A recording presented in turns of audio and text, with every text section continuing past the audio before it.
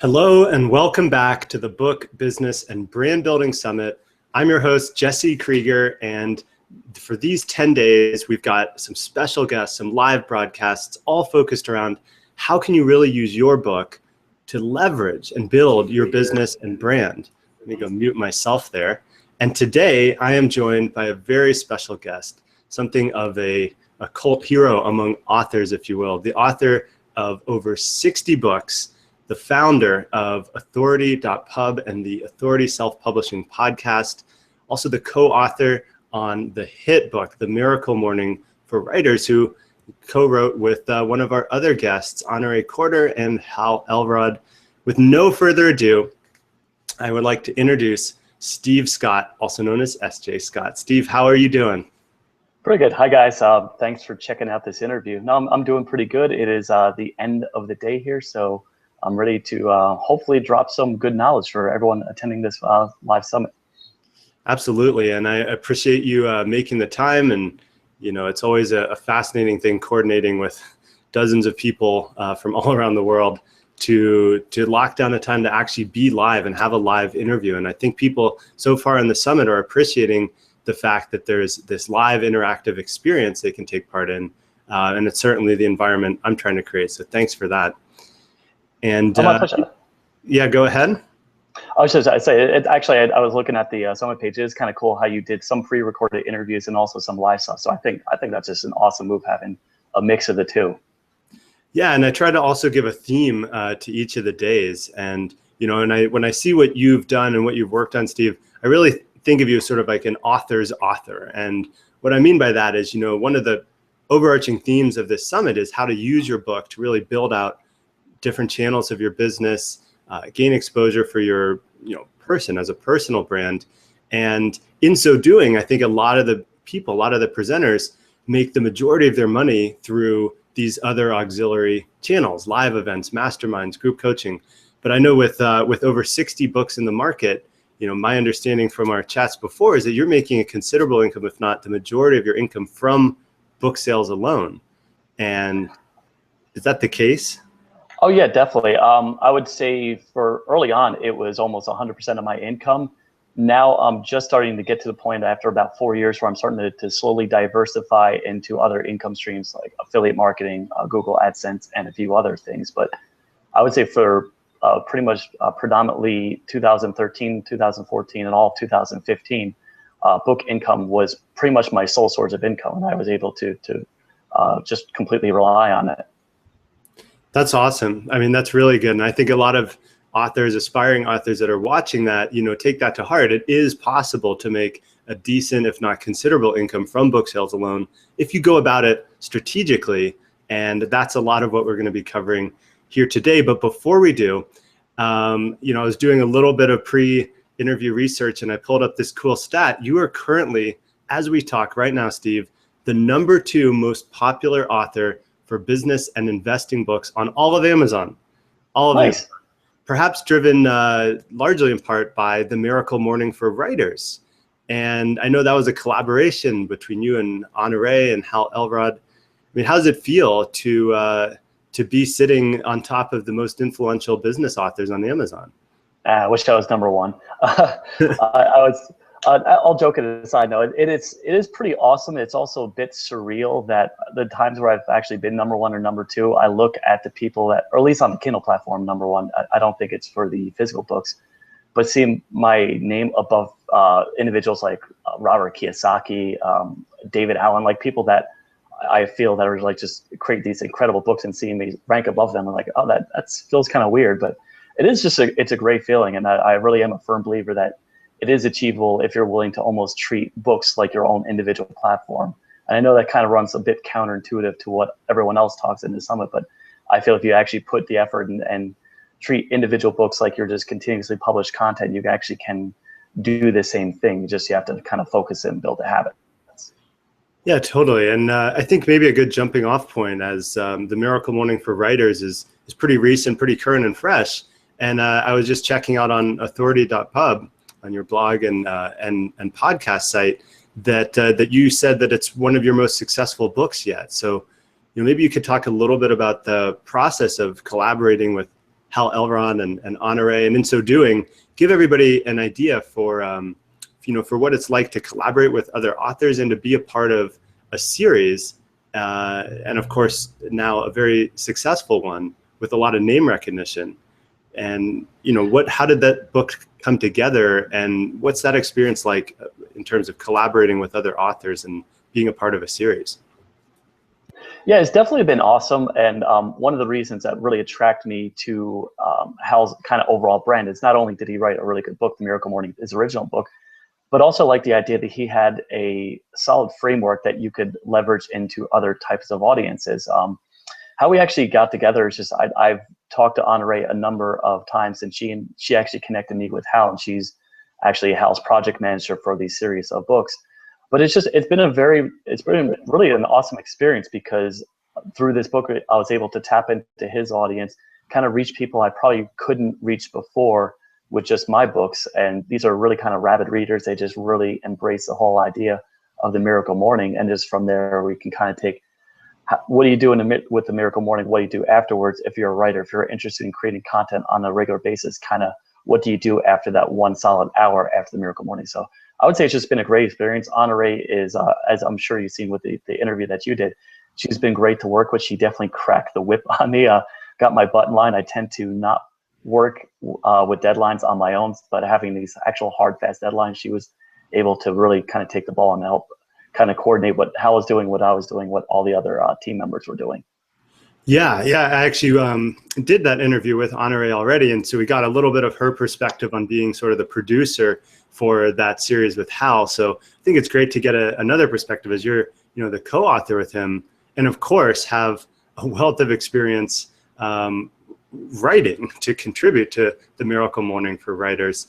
Maybe this is a good opportunity to share one or two of the practical tips or the advice that you contributed into that book based on your experience of writing and having, I believe it's now dozens and dozens of your own individual books in the market.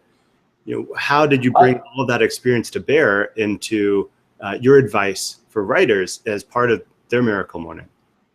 It's fairly simplistic, but honestly, it's what has made a difference in my life. It's just the idea of getting up every single morning, checking in, almost like what Stephen King talks about in his book on writing. You just put that butt in chair time. You do at least 30 minutes to an hour of writing. What I actually am a firm believer in is tracking your writing. So not only should you not only should you time your word count, so I actually work in individual Pomodoro. So I'll time myself for 25 minutes. I'll stop, I'll see how many words I wrote, then I'll do another Pomodoro after 5 minutes, and I'll just keep on cycling through. And I track everything in Excel spreadsheet, and actually Excel spreadsheet is part of the Miracle Morning for writers. But within that Excel spreadsheet, I start to gain an understanding of when I work best. So if I see that I wrote a couple times in the morning and had a really good word count, but then I compare that to the afternoon at Starbucks and I have an even better word count, then I try to structure my day where I'm just spending all my time in that kind of optimal state where I write the best and I produce the most amount of words. So that really was what kind of the shorthand version of what we teach in the Miracle Morning for writers, is just how to not only create the habit, but how to do it consistently. And we also kind of go into a lot of the stumbling blocks that people have about not being able to write on a consistent basis. And a lot of times it just comes down to setting too high of a goal. So for instance, I know it's easy to say, I'm going to sit down, I'm going to write 2,000 words every single day. And once you break that a couple of times, so once you fail to meet that goal, you start to get down on yourself and you're like, all right, I just can't make this thing happen. So what I write about in the book is just kind of set these lowball goals. So set maybe a goal of writing for just 15 minutes or 20 minutes or just doing a few hundred words. And if you just have one of those days where you weren't able to achieve that word count, that's okay, as long as you've done the bare minimum, just as long as you keep that kind of streak of consistent writing days, it's okay to have the occasional bad day. So that's just kind of a very quick overview of what we talk about in that book. Yeah, so I mean, from your experience, do you find it's more important to keep a consistent schedule, even if it's less aggressive than you think you might be able to, perform at in terms of either time or word count? What did you sort of find by tracking that? I think it's fascinating that you're looking at different locations and how that influenced your productivity. And maybe you can share a tip for what you found that really works well for you, that other people can model for their own writing. Yeah, definitely. I would say it, as far as being continuous, I find that's more helpful than banging out a specific word count once in a while. And I think a lot of times people treat writing like a feast and famish approach, or feast or famish, that they kind of wait for the news or the inspiration to hit, and then suddenly they'll sit down and write 3,000 words.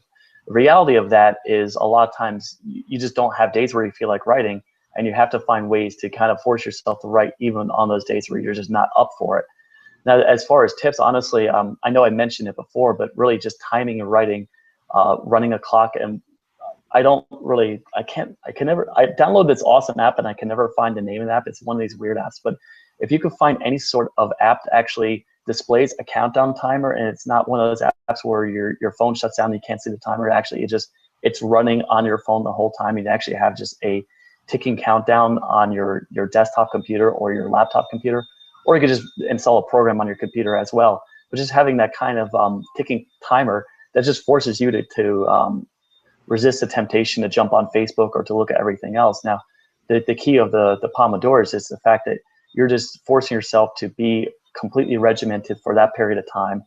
And you just basically train yourself not to be distracted. And it sounds pretty grueling, but if you do this on a continuous basis, you'll find it's just really easy just to mentally say, all right, I'm going to ignore whatever pops in my head for the next 5 minutes, the next 10 minutes, or 25 minutes, and just focus in on my writing. And I know that a lot of prolific writers, this is what they do. They just make sure that they're writing in a distraction-free environment. Yeah, and I'm curious because some of the other people that I've talked to have identified a strong correlation between exercise or how they approach, physical fitness and exercise with how they approach writing, in the sense that, like, say you haven't worked out in months, and then you go to the gym and you're all motivated and you really push yourself to the limit, and then you're just sore and hurt for a couple of weeks, versus, having a consistent schedule and graduating that up. Do you, I know that you're also pretty fit and active. Do you see yourself any correlation between, your health and fitness regimen and your productivity as a writer? Yeah, definitely. That is actually a perfect example, the one you just described, that going to the gym, killing yourself for 2 hours and being too sore to work out for a week, that's like the worst way to do it. To answer your question, as fitness, yeah, I actually do exercise every single day. I try to at least do a half hour of walking as a bare minimum. And I'm starting to find that the more I run my business, the more I need that kind of exercise time, especially with a wife and a newborn. I need that time to get out of the house and get away from the chaos, just to have a little bit of mental space. So I do find that exercise or running, I do a lot of running, some lifting, and walking, pretty much those throughout the week. And I find that just kind of away from the computer time has really been invaluable to my writing. I find when I'm away from what I'm doing, a lot of great book ideas or other business ideas pops in my head, and I have the Todoist app and Evernote ready with my phone. I just can pop that in there in case inspiration strikes. That's exactly where I was sort of going with that question, is like, say you're out of the house, you're out of your home environment and away from, family obligations or responsibilities and so forth. In the course of exercising or in the course of any activity, when ideas come up, maybe you can speak a little bit more to the process in which those turn into book content, turns into a chapter, turns into perhaps its own book, from those moments of inspiration, and how you capture them and bring them down into your workflow and your writing overall. Yeah, definitely. I used Evernote for a long time, and I'm starting to kind of slowly transition into Todoist, just because simply it's just easier to work out the different projects. So my main function of just writing down ideas is I just want to get it down no matter what. And especially when I'm running, my hands are sweaty and I have the phone in my hand because I always listen to podcasts, and if just something comes up, I just try to get it down as briefly as possible. So I'll just put it down in my app. I'll just put just a subtle reminder, just something that will just kind of trigger my memory. But then from there, at the end of every single day, I'll actually take all the content. So Todoist is basically like it sounds, it's like a to-do list app. So you just put your different tasks you have to do for your business. So for instance, I have tasks I have to do for Authority Public Academy. I have tasks I have to do for the next book I'm writing, a task I have to do for just my blog content. So it's a lot of various types of projects. So you can create different categories and different tasks for that. And you can also have a list of your daily tasks. So the reason I'm kind of mentioning all of this is just it isn't really what you're supposed to do the way I do it, but I just kind of giving you a background of why I do it a certain way. But at the end of the day, I have a list of just stuff I've written down. And then from there, I just make sure that I either schedule it sometime that week to follow up on that idea, or just put it into the categories that I will follow up at during my kind of weekly review. And just kind of the David Allen getting things done. I do a weekly review where I just go through each of my different projects and try to schedule things out in the week. But really the key point here is I just make sure I write it down in a location that I'm always monitoring, and I do the kind of filtration system at the end of the day. Yeah, I think that's really helpful. And of course, I mean, you've written so many books on developing good habits and productivity and habit forming. So, you know, in a way, we're sort of having the conversation about your own habits as they relate to writing and running your business. And it sounds like you get things down to a pretty narrowly defined level of granularity wherever you may be, putting them into a system and then just tackling that off and reviewing it as well. Maybe you could touch on, just for a moment, you know, the process of those weekly reviews, and if you also do monthly or quarterly or annual reviews, because I think that's something that doesn't get talked about so much. It's one thing to be like, yeah, use Evernote and keep track of your ideas, but then how do you keep yourself accountable to make sure that you're making progress and accomplishing things from that list or from that place, that repository that, you know, you're putting these ideas and to-dos into? Yeah, definitely. I don't really believe in yearly goals or 5-year goals. I know that's kind of runs counterintuitive to what a lot of people recommend. I just find that stuff changes so quickly in my life that I just don't have the bandwidth to figure out a 5-year plan. Now, that's what I do. It's not necessarily what I recommend, but what I do is a 3-month kind of goal. So I have a couple of real actionable goals. So for instance, I will write the learning habit book. That's a book that I'm kind of currently developing. That would be an example. So I have just a list of steps that I want to accomplish with that. And with my projects, I just make sure that each one of the projects brings me closer to that goal. So I have maybe 5 to 7 different goals in my life. And each one of the projects is kind of helping me get to that endpoint. And just from there, with the weekly review, I look at something, and it's really kind of goes back to getting things done. Is this something I can take action on this week, or is this something I want to take action this week? How does it relate to my 3-month goals? And then from there, it's I just simply either decide to schedule it out, or I just look at it and say, all right, that's a good idea, but I'm not going to do it. And if I do decide to do it, is it something that's specifically actionable? So is it just instead of generate traffic back to blog, is it call Tom to get a backlink for my website? Stuff like that is really just something that's easy to schedule to my day. So I try to really get as granular as possible, where I can just look at a task for that day and just be able to either know that I can bang it out in 5 minutes, or just something I have to sit down and do an hour's worth of work for. But each one of them is really specific and targeted towards a specific action I have to take. Very nice. Yeah. So, I mean, in addition to your morning routine, which you spoke about, and how health and fitness plays into your own productivity, what does an average week look like in the life of Steve Scott? Because I know you have your hands in a number of projects, books, podcasts, blog, collaborations. You know, what in terms of the total amount of time spent, and where in the day you're, you know, what we can call like really focused on working and creating output. How does that look on any given week? Is it consistent, or does it change? Yeah, it definitely changes. I just think right now I'm in one of those like phases of my life where I kind of have to be, I kind of have to embrace chaos, because I do have a newborn son that screams. That's how I get woken up nowadays. It's just a baby screaming. So from there, what I'm starting to do, it's helping me kind of handle and manage all these different tasks, is I now do chunking of times, or sorry, it's better called time blocking. So for instance, on a Monday, maybe I'll spend the entire day working on blog content. On a Tuesday, maybe I'll spend the whole day doing Authority Pub Academy stuff. And then Wednesdays, conversation days. And then Thursdays is more book marketing stuff.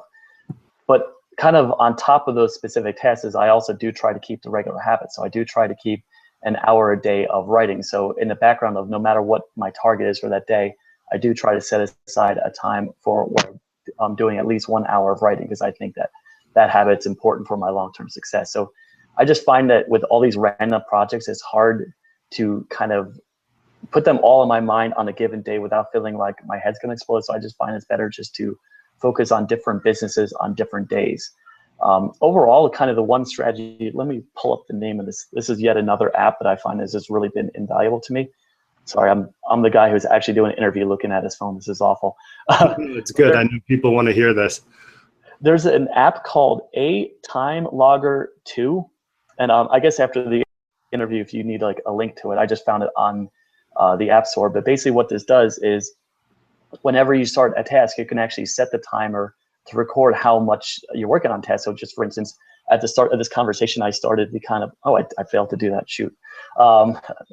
I'm telling you something and I didn't actually do it myself. But what I always do whenever I start a task is I just set this timer, and I have this this actual timer broken down into 14 different categories. So for instance, there's a category for podcasting, there's a category for writing, there's a category for content creation, just general admin, answering emails, that sort of thing. Now, the point of tracking all these different disparate times is at the end of every month, I can look at and have a nice little pie chart. I can look at my month and see where I'm spending the most time. So if I see that I'm spending about 20 to 30% of my time on writing, then that's a good month. But if I find randomly that my month is spent on 30% admin activities and a bunch of stuff that really is not necessarily the best priority for me, then I realize that I have to fix it. I have to figure out a way to make that a little bit more streamlined. So the kind of the what I would consider over obsession with time, it just helps me make sure that I'm actually spending the most important part of my creative energy on the things I need to spend my time on. Yeah, that's a great practice. I'm going to definitely check out that app. It's called A Time Tracker 2. A Time Logger 2. It's like the worst app name ever. But it's got a white background with a big red check mark and a circle on it. I might have to send you a link to it because I just found it. I don't know where I found it. For everybody. And and just look around in case it's not immediately apparent. But A Time Logger 2. I love that idea. I mean, you know, I've found since I started living through my calendar and just scheduling out the activities that are taking place and categorizing them, that it's useful to do a quick look through of either what's coming up or what's happened and say, oh, I'm doing a lot of time, you know, on interview and medias, or I'm doing a lot of time on preparing for the summit or whatever, and just being able to see a color code, or I'm spending a lot of time talking with potential authors for publishing, and being able to gauge that against the output is you know, it's become very effective. I love the idea of, somebody threw in a atimelogger.com, everybody. If you're watching this now live or in the future and not on the chat, atimelogger.com is the app that Steve just mentioned. Awesome. No, thanks for finding that link. Like I know I found it. I just couldn't remember how to actually tell people to go find it. So thanks for finding that. Thanks, Summit team. So actually now I think it would be fascinating to maybe dial back the clock. And I know a lot of people on the summit here are aspiring authors. They're looking at, you know, completing their first book, or they know that they've got a book inside them and are running into some kind of resistance or obstacle towards really getting that out in a big way and even completed and done and ready to publish. So, you know, maybe you could take us back to what was it, where were you at in life and in your mind when you started down this path of writing consistently and ultimately churning out the number of books that you have? I would say exactly it was September 2012. And I know I've gone over the spiel a number of times in interviews. So I'll just give the bridge version. But I kind of used self-publishing as a way to generate traffic back to my site, Steve Scott's site. That's kind of now defunct. I just don't even pay attention to that site currently. But at the time, I was kind of having not only a traffic problem, but also an income generation problem. So I came across self-publishing. I saw that as a business opportunity. But you know, when you're trying something, you don't really put a lot of effort into it. So I just basically took a bunch of old blog posts, slapped together in a book, and I think this is February 2012. I just threw it up on Amazon. It went nowhere. I ignored the book. I tried it again in July of 2012, but the only difference is I actually leveraged the KDP Select program, which I'm sure everyone's heard about. So I gave away my first book for free for 5 days. And after I came back from 4th of July weekend, I noticed that the book was generating around 5 to 7 sales a day, which is you know, about $10 to $15, nothing earth shattering, but it made me realize that, here it was. On one hand, I was spending all this time writing blog post after blog post. I actually, in 1 year, I wrote a blog post every single day, something ridiculous like that. And then I wrote this kind of silly little book. I threw it up on Amazon. It was actually generating some money. So I just decided, actually, another part of the story is I actually went on a trip with my girlfriend at the time, is now my wife. We drove across country for 7 weeks. We decided to just see all the sites. And the whole time I was getting really annoyed because I'm like, in the back of my mind, like, the self-publishing thing seems really interesting. I wish I could just sit down and work. Like, I'm literally the guy that's on a 7-week awesome vacation. I'm thinking about just wanting to write and work, which is really not the best way to win the heart of your future wife. But at the time, I just was obsessed with this idea of self-publishing. So it's September 2012. I'm like, all right, I'm going to do one thing. I'm not going to blog anymore. I'm not going to do anything else. I'm going to sit down. I'm going to focus on writing one book after another. I'm going to build up an email list. I'm going to market that email list and just perpetually just create content after content, book after book. And what I kind of modeled myself after was the bloggers that are out there, the YouTube channel creators, the podcasters.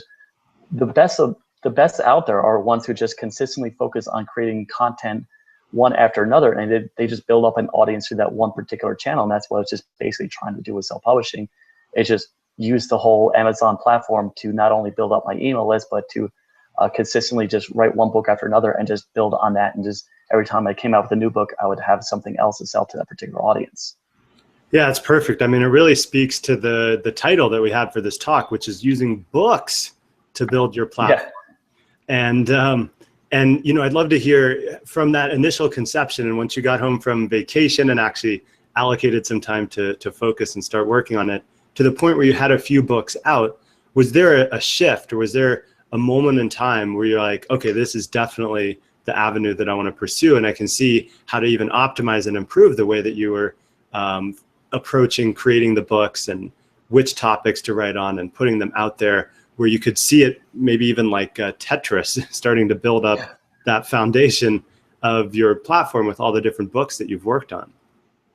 Yeah, definitely. I would say from the first couple of months, I started, like, my third book, I wrote that, and I just initially started, all right, here's me actually putting some effort into it, and that started generating some decent income. Like, to be honest, I forgot the exact amount I made with those first couple of books. It's been so long. But what kind of gave me the bug was, like, I remember I wrote a couple books in September, October, November, and December, and come Christmas time, I remember working on the book, and I was looking, I'm like, well, I'm actually at the point where I'm making $3,000 to $4,000 a month. Now, obviously, Amazon has changed a lot, and some of the stuff I did back then you can't quite do now as far as being able to fully leverage the platform. But it quickly started becoming a pretty decent source of income. And what really, like, I feel at a certain point I kind of reached a plateau, but what really moved the needle for me, it was making the transition from writing about internet business stuff, because I did have an affiliate marketing website long before that. So I would say since 2010, I did have a profitable affiliate marketing website on the side. So I kind of used that little bit of experience to kind of seed the content for my books about the internet business. But I just reached a point where I just really was running out of topics to talk about. And in the back of my mind, I started realizing that everything that I've done well in my life kind of led to being able to build habits on a consistent basis. So I thought to myself, why not just start writing about habits? And I looked at the marketplace. I saw that at the time, there's like a bazillion books about habits now, but at the time, there was Charles Duhigg's book, The Power of Habit, and that was selling pretty well. And that was selling really consistently. And I saw a couple others that the numbers started kind of showing that these were people that were writing books about habits. Why couldn't I just, instead of really writing about how to build habits, why don't I just go out there and write books about individual habits that you can build into your life? And I felt that there was at least 10 or 15 things, good habits I built in my own life that I could use as kind of seed the content for future books. So really the major transition point was the summer of 2013. I decided to, once again, just kind of double down on what I saw working. I just basically stopped publishing books about internet business. And I just basically told my audience, I'm just going to write books about habit building. You can either come with me or kind of pack sand. I kind of put it just that A or B choice. Like, either I'm just going to continue writing about books on habit development, or that's really all I'm going to offer to my audience. And it was kind of a hard decision, because all signs pointed to the fact that I should just continue talking to this one audience, but I felt that the habits market was a better audience, and it's just something, not a better audience, but a better market for me, because it's just something I really enjoy. And after a while, I kind of get I don't really enjoy talking about internet business stuff as much as I enjoy talking about habit development and personal development. Yeah, and I mean, of course, now that's largely what, when people think of Steve Scott or SJ Scott, I know you write under a pen name as well. And, people probably most associate you with your habit related books. So, was there, I know because a lot of people maybe having a fear about setting something aside or taking a new direction and feeling a little bit uncertain, but was there a fallout when you drew that sort of line in the sand and said, this is the direction I'm going, and if you want to, come with me? Or was it an overblown, perhaps fear that you might alienate some people, and instead found a lot more that were on board to move forward with the habit focus? Yeah, definitely. I feel there was a little bit of brushback, and to be honest, I didn't handle one thing well. Is at first I was using the habit books as I'm going to turn this into a case study, but really when you read any book about the one thing, the compound effect, essentialism, all that stuff really drives home the point that you really should focus on one thing and not be sidetracked by a million different projects. So I really tried to fully embrace that mindset where I did start a case study, and I said I was going to continue the case study, and it turned out that the case study turned into what I wanted to do. And the site where I was talking about the case study, I decided I didn't want to do that anymore. So I completely kind of went back on what I said, and I feel bad about that, but at the end of the day, I just had to go with what I thought was working. And in my mind, I was also at the same time I was doing a number of podcast interviews. So if anyone was ever annoyed with me, I would always have a kind of canned response that, hey, I do talk about what I'm doing with my internet business. Here's a bunch of different podcast interviews you can go listen to. And I do try to be as honest and detailed about my business as possible. I don't really hide anything behind any sort of paywall. I do have the product now, but pretty much if you do deep digging on Steve Scott, you can pretty much find everything I talk about in my course somewhere in some interview. So I try to be honest as my business as possible. So there was a little bit of brushback, and maybe I just didn't handle things well. But for the most part, it was more the way I went about things was wrong. But for the most part, people were pretty accepting of that transition. And I think most people get that you kind of have to go with what you think is the best business model for yourself. Yeah, I mean, I would reflect a similar experience that, for a few years from 2012 on, when my own book came out, Lifestyle Entrepreneur, and I was teaching and talking and training about location independent business. But when I started moving into publishing, there was definitely a point where I had to make a choice, I felt, to either like step away from talking about online business, product-based business, things of that nature, lifestyle and travel, and really just put all my eggs in the basket for publishing. And I felt a hesitation too around that. But on the other side of that decision, and hopefully everybody watching this can take something away from Steve and perhaps my experience too, I've felt so much lighter just being so clear that my focus is 100% on publishing and author support. Something like this summit even falls into line with that strategic direction. And, I'd love for you to share that, after having decided to really just focus on habits and habit forming techniques and productivity, how through that filter, seemingly narrowing of the focus, you now have a pretty diverse set of resources out there, from the Authority Self-Publishing podcast to authority.pub to your training program, and now to other different books and collaborations that are in line with this new direction. So maybe you have some advice for all of the listeners, who many of whom have written and are asking and wondering, which direction to really focus on, and where to plant their flag to start building out their presence in a space. So, what advice do you have for people that are wondering which direction or which topic to really focus in on and sort of claim as theirs and grow into that through the content creation, the work, the interviews, and the training that they do? I would suggest two basic strategies. First off, it's a little bit woo-woo, but and I really always crack down or make fun of kind of woo-woo concepts. But for the most part, this really has helped me. Is at the end of the day, just think about actually sit down with a journal or a piece of paper. It doesn't really have to be anything fancy, but just list out all the things that you've accomplished for the day, and just put a scale of 1 to 10. What actually made you excited? Where did you feel energized and happy to work on certain things?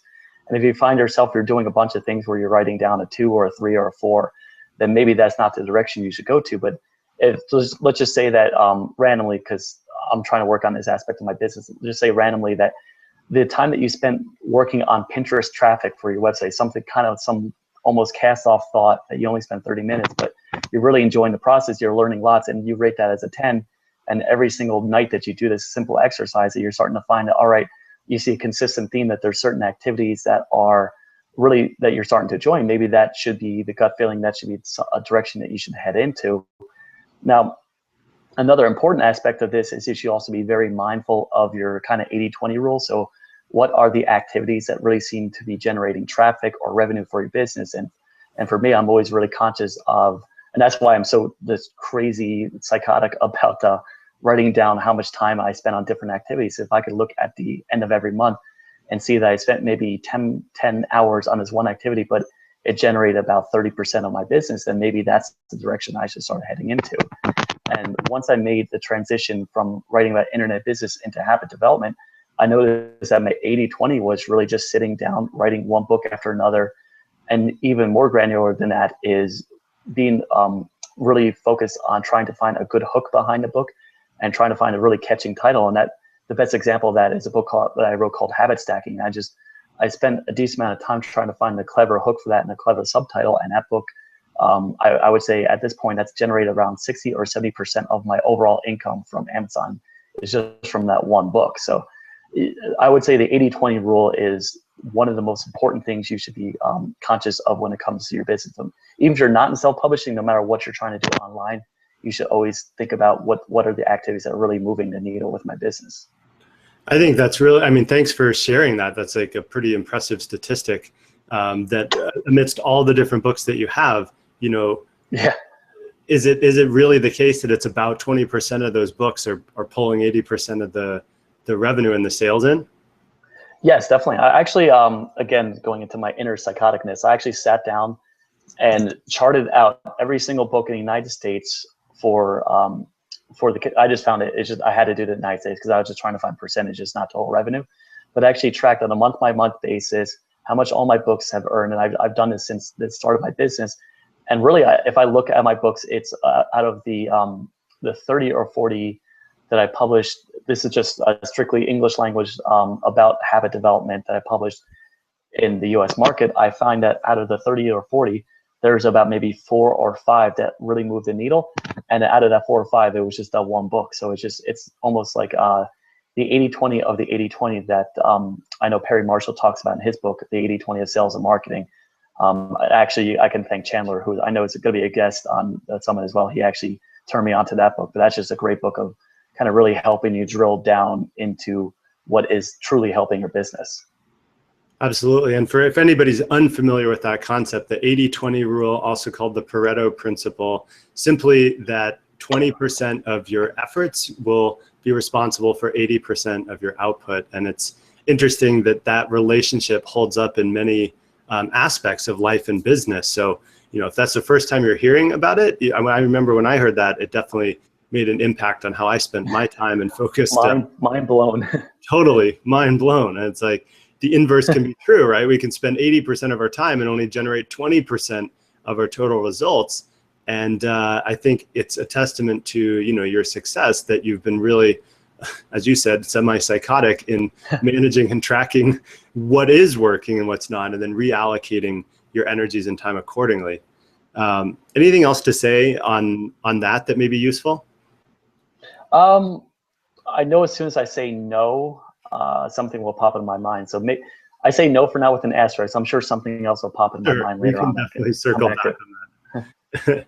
And so I guess I have a question is, you know, after making the shift to habits and habit-related books and really starting to grow into that space with numerous titles, numerous books out there, you know, at what point did it seem like a logical next step to move into your podcast, the Authority Self-Publishing Podcast, and ultimately your training program and authority.pub as extensions of your work as an author, as a self-published author?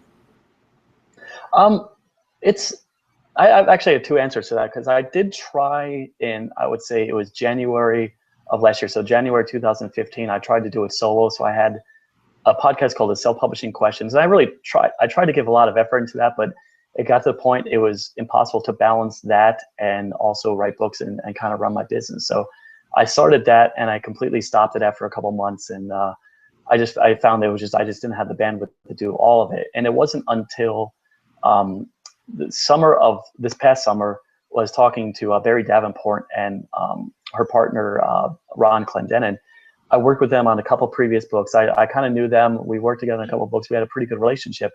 And Barry said, we should probably get together and write a course about this. And my first response was like, hell no. No, I tried this. I don't want to do this. And I really was, again, it goes back to the one thing. I really was conscious of, all right, I'm having a good thing right now. Why screw it up by trying to have a whole other course and have a whole other diversion? But it was almost like I needed someone to work with. And Barry and Ron have been great to work with. They're very professional. They do more with the product than I do, because they do a lot of this behind the scenes stuff that I can never manage on my own. So it almost took the prodding of them to not only say we should come out with a product, but also we should have content behind it. And a lot of what you see online is not my doing. It's Ron kind of behind the scenes, and it's Barry kind of spearheading all these little mini projects. So to kind of answer your questions, it took to a point where I could find someone that not only was invested emotionally in the business, but also could bring a lot to the table that I couldn't bring bring myself. Yeah, I think that's actually the point that I want to dive into a little more, is like, there's so much value to be had from focusing on that one thing, or from really getting focused on what are the 20% of activities that are going to generate most of your results. But then I think the opportunity to collaborate with people and have partners perhaps opens up the avenues for expanding into different directions. So perhaps you could speak to your experience of working with two other people around the Authority .pub and the podcast and that whole channel of your business, and how you show up as one contributor amongst three now, in terms of leveraging your own time and the audience and the following that you've built up through your own work. Yeah, it's been overall a great experience. Obviously, there's some hiccups involved with just trying to figure out like what we actually need to do. But I think what we're starting to kind of develop into a system where, all right, here's certain things that I do well, here's certain things that Ron does well, here's certain things that Barry does well. So as an example, Barry kind of runs the podcast. She's actually, between the two of us, we try to come up with questions, but she's the one who really carries the conversation. She's a better talker than I am. She's more of a natural interviewer. I know she has a background in public relations, so she definitely can kind of carry that conversation. But then when it comes to tech stuff and trying to figure out Facebook ads and kind of all the behind the scenes, it's kind of Ron's wheelhouse. And for me, a lot of times I kind of show up, try to sound intelligent as possible. But I guess since I do have like the 60 plus books, I guess I'm mostly the face of the business itself. But I guess as far as working together, we needed to up our game as far as tools. We're a firm believer in using Slack. I know that Slack is just probably one of the best tools for communication out there. And as far as being able to talk to one another, it really just beats email hands down. So if you're trying to have email conversations with your partners, that's just going to turn into a giant nightmare. So with Slack, you can actually create different categories for certain aspects of the business and just have different, all right, here's stuff for the webinar that we need to figure out. Here's stuff for the podcast we need to figure out. Here's things for our next launch we need to figure out. And you can just check out the different channels. And when you see that you have the kind of open loop, you can dive into that channel, answer the question, or take action on the appropriate thing. And just from there, it's a lot better way to streamline. And then from all those tasks, I actually put that in my Todoist app, and it just kind of carries over into the other things I talked about before as far as managing our time. But overall, it's just been a great experience. We're still trying to find our exact kind of message for self-publishing, but it's been great having the podcast and just creating a course and just also helping authors kind of gain a foothold in the marketplace and help them publish their first couple of books. Totally. That's useful in terms of how your own productivity and techniques in communicating with your team feeds into your own personal productivity tracking with the to-do, with the time logger that you mentioned. And we're getting some questions coming in here, maybe shifting topics a little to the mechanics of book titling, creation, promotion. You have a question from Nelson here, who says that he just finished a book, but he's having trouble coming up with a title, a subtitle, and an angle for marketing and promoting it. What process do you go through to actually assign the final name, the title, and subtitle to your books? And any pointers on how to position that when you're moving into the publishing stage in terms of the keywords and categories and how you try and fit it into the niche market that you're writing for? Sure. The one tool I definitely use is Google Keyword Planner. Now that said, I try to include a keyword in my title, but it's not the end all to be all. So I do try to find a specific market and include a keyword in that title. But if it's just not happening, I just try not to worry about it too much. But from there, it's kind of more of an art than a science. So what I often do is I'll sit down. I'll map out a perfect customer avatar. So I actually have a whole ideal person who would want my book. So I write down kind of that fictional person. This is Mary. She's 30 years old. She works at a job. She has 2 kids, and you actually create this person in your mind, and you try to think of how would my book best serve this person. And then from there, you want to try to create a title that would be most appealing to this person. And for me, it's just a simple exercise. Not simple. It's actually quite difficult exercise sometimes, but I'll just write down 50 different title variations. So I'll just do a complete brain dump. And another tool that kind of helps with this is I actually have my virtual assistant go back and take all the top 100 best-selling titles over a period of like 3 to 5 months. So I had her every single week, which is record any of the top titles that pop up in the self-help category or business and money. Now, those are 2 kind of categories that I play in. But so if you're writing for a different market, I would recommend checking out what's selling in the top 100 paid charts, top 100 free charts, and the new releases.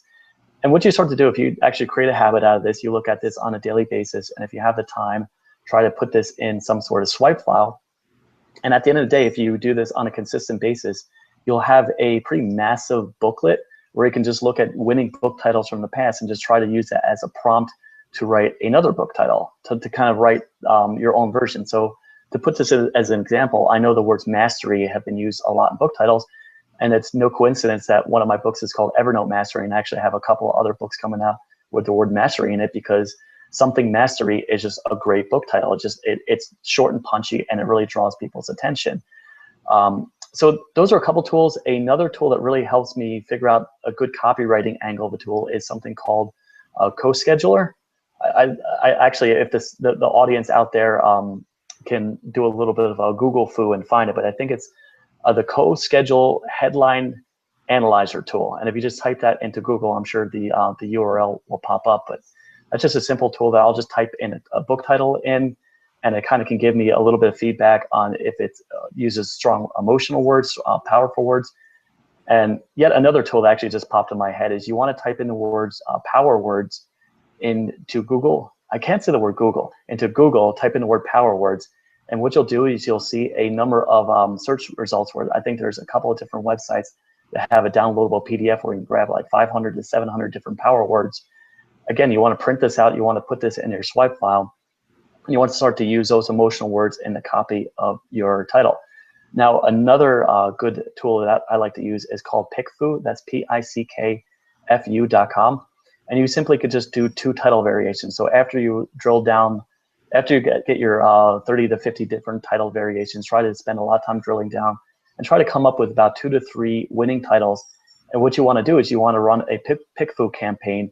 And I think it's like $10 to $30, but with PickFu, they'll simply just vote on which title they like the best. And the reason I like to use this service is it's completely anonymous, and people can be very brutal with their book titles, but it's better to get this brutal kind of feedback from a random audience instead of the brutal feedback of putting on Amazon and other book platforms and having no one buy your book. So I like to kind of vet a book title with a random audience, and just from there, their feedback a lot of times will help me figure out if something is working or not. And the best example of this is I had a book called 10-Minute Declutter, and the subheadline was really long and wordy. And there was a couple comments. It was like, bro, your subtitle is way too long. You're talking about decluttering. Your title's busy. Or it was something like real, just like a jerk comment, but it really made me realize I need to simplify this title. I need to make it sound like a nice, short, punchy title that kind of fits the theme of decluttering. So those are just a couple tools. I'm sure I'll think of a couple others later on, but I like to use a combination of all of those when I'm coming up with a book title and a book hook. That's really great. No, thanks for sharing those. And I put a few of those URLs that I could snap into the chat thread while while you were talking. I had not heard of PickFu, but I love that idea because, you know, once the book is live and it's up, then of course you're subject to anybody in the world's feedback. So probably better to, you know, take the slight ego bruise by somebody telling you through a PickFu campaign instead of like having a whole bunch of Amazon reviews to the same effect. Yeah, actually, one more thing that I just thought of. I'm sorry, I'm going to jump. No, go ahead. I'm going to forget it. the other is kind of the Tim Ferriss test. What he did is, I know he used Google AdWords, but what you can also do is run a campaign to your target audience. It doesn't really matter where you're sending them. Just try to have 2 different title variations and just said coming soon, just have the book title and just see which one gets the most clicks. So that's just yet another way to kind of get a quick, dirty feedback on your book title. Is that something you've used personally with your own title selections? Yes, I can't think of it specific. I think I did that with exercise every day, but yeah, I've used that before, where you just simply just have whichever gets the most clicks, and I just send them to a page that, hey, thanks for your response. Actually, I put Google AdSense on there, so at least I get a little bit of return on my income, that people are clicking on an ad and they see, they land on a page and they see an ad there. A lot of times, if it's just a page without a lot of content, people just click on an ad. It's just one of those kind of weird things. So I do earn a little bit of money back from my investment in that, and kind of testing a title, but that's just yet another tool to kind of figure out what's going on with the book title. Totally. And, following on from that, I'm curious, what's one of the most effective, excuse me, book marketing techniques or book marketing strategies that you found, beyond just a launch event or a big launch promotion, to drive ongoing awareness and ongoing book sales? I know it's a question a lot of people have, especially those that have self-published, and they're like, I'm selling like 4 books a month and I'm disappointed. What is part of your strategy, or what's one of the most effective ways you found to drive ongoing awareness and book sales for your titles? The easiest answer is building an email list, and that has been a huge driver of my sales. And for a long time, I actually had the generalized develop good habits list. What I'm also starting to do now is I'm starting to build out individual book funnels. So that's just, it's a labor intensive process, but it definitely will help move the needle. So for a long time, I was pretty successful. Just, all right, I was building an audience of people who are interested in specific habits. But with kind of the individual book funnels, you could you give away a really high valuable piece of content. You get them on your email list, and it doesn't really matter if they bought your book or not. But within the email funnel itself, you ask for reviews. You promote your book. So I like to promote my book on the physical book, the audio book, and the Kindle book. Because what I'm starting to realize is sometimes people will like your audio book or your your audiobook or your Kindle book, and sometimes they just want a print version, so you want to give them an opportunity to buy it there. So that's one email. Another email is just asking for a review. You want to send a couple content pieces to them, and then from there you can actually build out a book funnel where you could promote affiliate products. You could promote other books that are somewhat related to the one book. So it does take a lot of time, but I would say it's worth the extra couple of days of writing your book to build out like specific funnels for each one of your books. And that really has been a major driving force of a lot of my sales currently. It's just kind of having those individual funnels. And if you decide to go the route of actually having a blog like I'm starting to build up, you can actually create specific pieces of content that rank well for search engine traffic. So you have a piece of content that ranks well for a particular phrase. They come to your page, they read a good piece of content, and you could serve them with an individual pop-up that is specifically targeted to that audience. So instead of having the pop-up of the generalized book that kind of appeals to all broad audiences, you would have something that's really specifically targeting this particular audience member. I'm trying to do this. Technique. I like that one. Yeah, it's really hard to describe in a short, pithy way, but the long short of it is, it doesn't matter if you're a fiction writer or a nonfiction writer. You want to create targeted email lists for each of your audience. And for me, that's really is the 80-20 of selling long-term books. Is you want to consistently generate your own traffic and then kind of control that traffic and bring them to the places where you're selling books. Now, I'm also going to move pretty much all my books off of just Amazon and actually try to sell on the other platforms, and also sell it on my own through a service called Gumroad. So I'm trying to build out these individual funnels where I'm not just so reliant on Amazon to drive sales. So that's kind of the rest of 2016 and probably most of 2017 long-term plan for my business. That's great. Yeah, thanks for sharing that. And of course, we've talked a lot about Amazon. Amazon's a popular and a great platform, but it's not the only one. And there's so many different ways and places to sell books. And I'd reflect like a similar experience that, I've found there's certain people that really just listen to audiobooks, and they love podcasts, and they like experiencing content in an audio format, whereas some people just love, physical books. I myself I've got books everywhere, and I just like carrying around and holding them in my hand. And some people are obsessed with Kindle, and they do Kindle owner lenders library and all that good stuff. And it's like three different camps. So, I think you spoke to this, but having the same book available in all formats, and then being able to promote and let people know that it's available in all formats, I imagine really helps maximize the total potential sales, instead of, say, just doing a Kindle launch and then moving on to another project when you're already, that's like a kind of an 80-20 right there, right? If you've gotten to the point where you have a Kindle book, it's only a marginal additional effort to have it available in paperback and audiobook. Yeah, definitely. And I actually outsource the entire process. So I know some people love narrating their audio. I'm not really comfortable with verbalizing information. I'm more of a writer. So if I had to sit down and do an audiobook, it would never happen. So I have a good team in place. I actually use Archangel Inc. It's a company by Rob Archangel and Matt Stone. I know they do a lot of great things in self-publishing, but they actually have a whole kind of operation in the background. I just literally send them a file, and it automatically shows up with an audiobook, a print book, and a couple of other things. I just basically take that stuff. Actually, my virtual assistant takes that stuff and puts it up on Amazon. So by the time a book is published, I actually don't touch it. I just have good systems in place to put it up on these different websites, and it's just able to kind of generate just extra income on top of what I'm already doing. Yeah, that's valuable. And Matt Stone's been a great supporter of the summit. And we were actually, my publishing company, Lifestyle Entrepreneurs Press, was the first featured publisher on his Buck Books site. Nice. We've gotten a lot of exposure through there. And it's something valuable to point out that, like, the system you've set up for as a self-publishing, kind of mirrors a publishing company, in the sense that you do the writing, and then that moves on to other people, other parties being responsible for turning it into paperback and audiobook, finalized Kindle version, as well as actually doing the publishing process and getting it listed.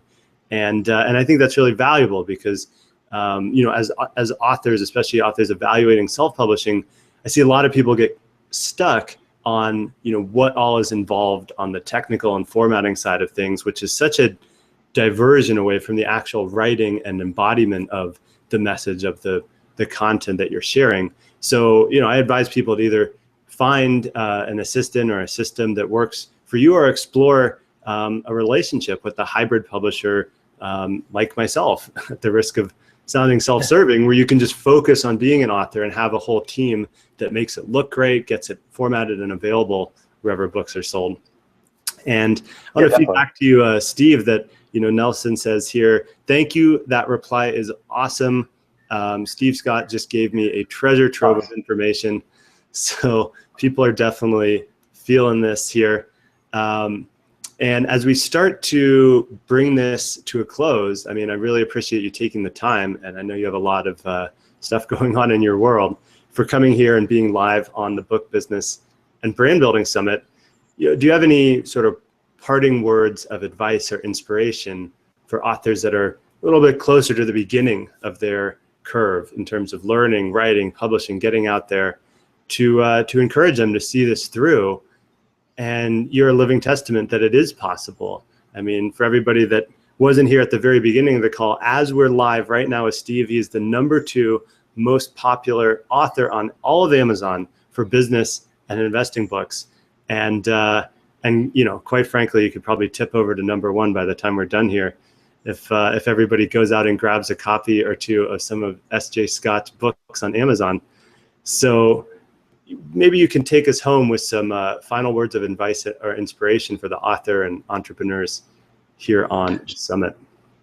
Sure. I would say I've kind of beaten the habit thing to death, but I would say that really is the most important for me, is that I get up in the morning and spend at least 30 minutes writing every single day. So I've already talked about that, so I won't kind of belabor the point.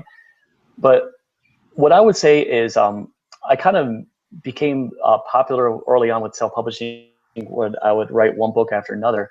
But I would say don't really do exactly what I did, because I think I made some mistakes along the way. I would say kind of do more what you guys teach, and probably what a lot of the other people on the summit teach as well, is take time with your books, make sure that it's properly edited, and make sure it's properly formatted.